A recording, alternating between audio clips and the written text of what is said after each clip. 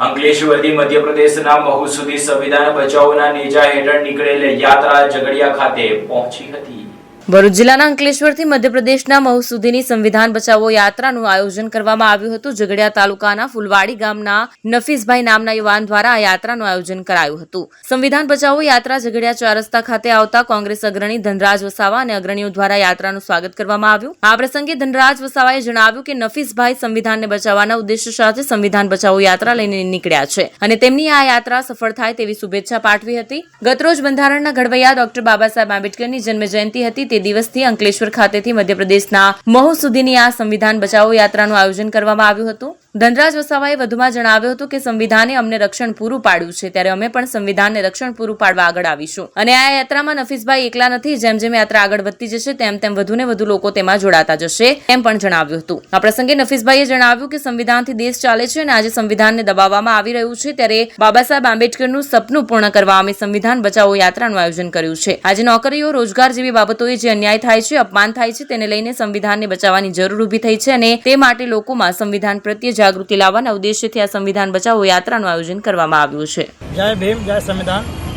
अंकलेश्वर से मऊ जाने के लिए हम लोग निकले यहाँ से, और बाबा साहब अम्बेडकर का सपना जो उसको हम पूरा करने के लिए निकले हैं। आज हमारे संविधान को दबाया जा रहा है, हर जगह संविधान खत्म किया जा रहा है। उस उद्देश्य से अंकलेश्वर से मऊ हम पद यात्रा लेकर निकले हैं। जो हमारे गरीब, दलित, आदिवासी, मुसलमान को हर जगह दबाया जा रहा है, पढ़ने में दबाया जा रहा है, नौकरियों में, सभी जगह जहाँ हमारे लोगों का अपमान होता है। आज छोटी छोटी जगह पे कोई हमारे को नौकरी है, कोई भी जगह है, परमानेंट नहीं करे। हमारा हक अधिकार जो है वो सब खत्म कर दिया गया हमारा। इसलिए हमारे को ऐसा लगा है कि संविधान बचाने के लिए एक ही रास्ता है, इसलिए अब हम संविधान लेके रोड पे निकले हैं। अगर जिसको भी लगता है संविधान के साथ में रहना जरूरी है तो उसको संविधान में रहना जरूरी है। और ऐसी कोई चीज़ नहीं कि जो संविधान के साथ नहीं रहे, हर चीज़ संविधान से चलता है। नौकरी जिसको मिली वो संविधान ने दिया, रोजगार जिसको मिला संविधान ने दिया है। और संविधान के हिसाब से पूरा देश चल रहा है, तो संविधान में रहना देश में जरूरी है। जय भीम, जय संविधान। जय भीम, जय संविधान, जय जोहर। आज अमे अहींया झघडिया चौकड़ी पर आ नफीसभाई जे फूलवाड़ीना રહેવાસી છે તે એક સંવિધાન યાત્રા લઈને નીકળ્યા છે અને મને જાણવા મળ્યું એ પ્રમાણે કેટલાક સંવિધાન વિરોધી જે પરિબળો છે, જે આ દેશમાં આજે સંવિધાન ખતરામાં છે, એવા પરિબળોએ તેમની યાત્રા નિષ્ફળ થાય તેના માટેના પ્રયાસો ગઈકાલથી ચાલુ કરી દીધા હતા।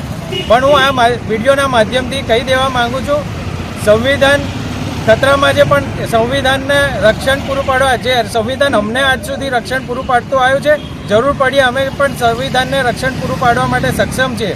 આજે નફીસભાઈ એકલા જ નથી, અહીંથી એમની યાત્રા શરૂ થઈ છે, તો આગળ જેમ જેમ એ આગળ વધતા જશે એટલા લોકો આ યાત્રામાં જોડાતા જશે અને આ એમની યાત્રા સંપૂર્ણપણે સફળ થશે તેવી અમને હું આપણે શુભેચ્છા પાઠવું છું। જય ભીમ, જય સંવિધાન, જય જોહર।